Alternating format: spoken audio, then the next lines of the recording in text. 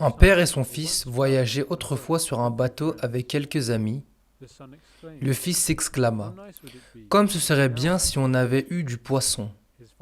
Son père a répondu qu'il est très possible que Dieu nous envoie un poisson de cette rivière. En entendant cela, l'ami dit que le garçon est trop jeune pour comprendre de telles choses, mais sans hésitation, le père a répondu que comment Dieu est tout-puissant, et s'il le voulait, il nous enverrait un poisson dès cet instant. Et voici, avant même qu'il eût fini sa phrase, une grosse vague balayait un gros poisson sur le pont du bateau. Cet enfant prodigieux était l'accomplissement de la prophétie du saint prophète sallallahu alayhi wa sallam concernant le Messie promis, disant qu'il se marierait et aurait des enfants. Son nom était Hazrat Mirza Nasir Ahmad. खुदा का ये एहसान है हम पे भारी कि जिसने है अपनी ये नेमत उतारी. Il est né le 16 novembre 1909 à Qadian. À l'âge tendre de 13 ans, il avait terminé la mémorisation du Saint-Coran. Et à l'âge de 20 ans, il était parmi les meilleurs étudiants à atteindre le Maulvi Fazl Degree. Il a été envoyé en Angleterre le 6 septembre 1934, où il a étudié à l'université d'Oxford et a terminé sa licence et master en philosophie et économie. Au cours de ses études en Angleterre, Hazrat Mirza Nasir Ahmad a lancé un magazine mensuel intitulé Al-Islam, dans le seul but de montrer au monde occidental les vrais beaux enseignements de l'islam. Il dit: Souvent je me demandais pourquoi mon père m'a donné la permission et a dépensé autant d'argent pour que j'aille étudier à l'université d'Oxford. Ce n'est pas que je vienne apprendre quelque chose d'eux, mais que je devienne moi-même assez djinn pour un jour venir leur enseigner. C'est pourquoi j'ai observé et examiné la façon dont ils vivent et se comportent. Le 8 novembre 1965, après le triste décès de son père,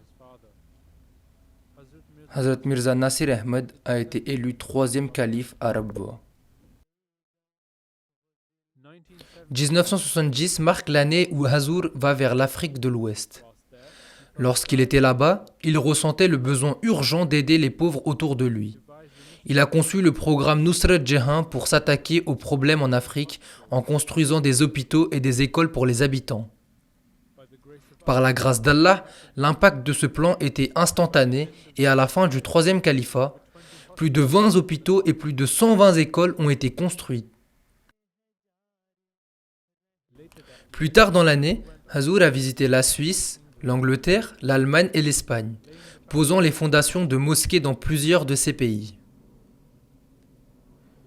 La mosquée Basharat en Espagne a été la première à être construite dans le pays pendant plus de 700 ans. Parmi de nombreux projets lancés par le troisième calife, l'un des plus remarquables est le projet de Talimul Qur'an. Lancé en 1966 avec le désir qu'il n'y ait aucun membre de la Jamaat incapable de réciter le Saint-Coran ou de comprendre ses significations. La même année, Hazur a lancé le programme Waqf Arzi, qui nécessitait des volontaires pour servir la Jamaat pendant 2 à 6 semaines à leurs propres frais.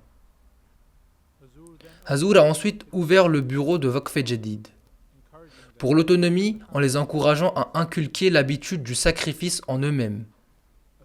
Une vague d'opposition contre la communauté surgit en 1974. La situation était devenue si grave que la nouvelle de l'arrestation d'Ahmadis blessés et même martyrisés arrivait régulièrement. Mais les ennemis ne se sont pas arrêtés là. Les mosquées, les bibliothèques et les maisons de mission ont été saisies ou détruites.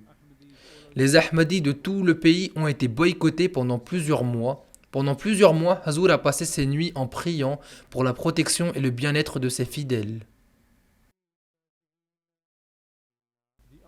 Les yeux du monde chrétien étaient fixés sur l'Ahmadiyyat en 1978, quand Hazrat Mirza Nasir Ahmad a prononcé son discours à Londres.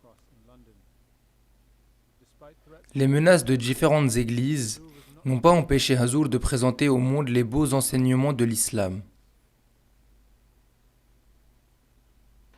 Chaque moment de la vie de Huzour était conforme à la devise qu'il a choisie pour l'Ajmat.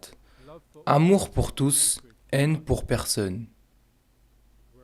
Partout où il est allé, son effort était toujours d'amener l'homme à aimer ses compagnons et à éradiquer la haine complètement. Le 9 juin 1982, à l'âge de 73 ans, ce symbole de la paix, Hazrat Mirza Nasir Ahmad est décédé et a rencontré son Créateur. Puisse Allah avoir pitié de son âme. Amin. उसकी सूरत हसी उसकी सीरत हसी वो शगुफ्ता दहन वो कुशादा जबी दर्स अहले वफा को यही दे गया प्यार सबसे किसी से